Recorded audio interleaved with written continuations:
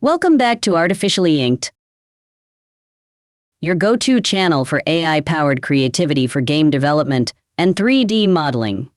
I'm your host, R7, and today we're diving into some exciting updates from two industry-leading tools, Tripo 3D's newest version, 2.5, and Hyper3D's Rodin Gen-1.5.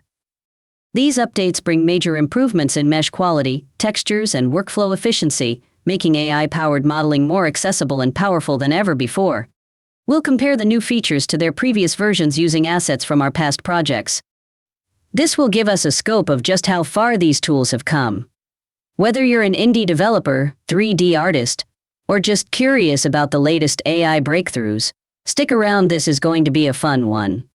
First up, Tripo 3D version 2.5.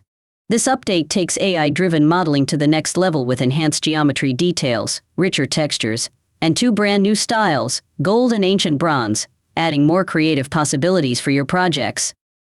One of the biggest changes is the introduction of quad mesh support. If you've ever struggled with messy topology from auto-generated assets, this is a game changer.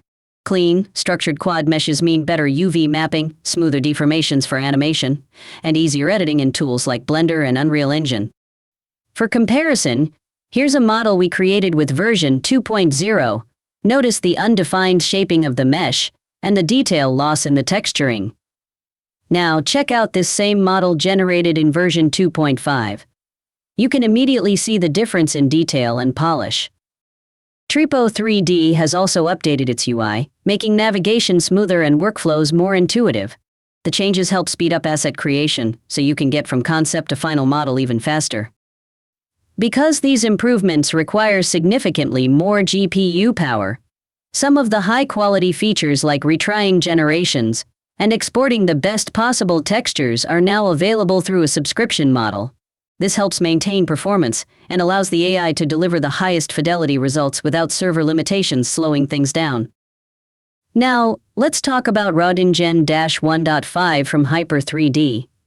This update is all about clean topology and production-ready meshes. Just like Tripo's quad support, Rodin now generates AI-driven quad meshes, making models much easier to edit, rig, and animate. It also introduces improved PBR, physically based rendering, textures, giving assets a higher level of realism. You'll notice better material separation, sharper details, and a more refined surface definition, which is especially noticeable when working with metallic and reflective surfaces. Here's an asset we made with Rodin Gen-1.0. While it was decent, the mesh structure was a bit clunky. Compare that to this model from Gen-1.5 with cleaner lines, higher detail, and textures that pop. So there you have it.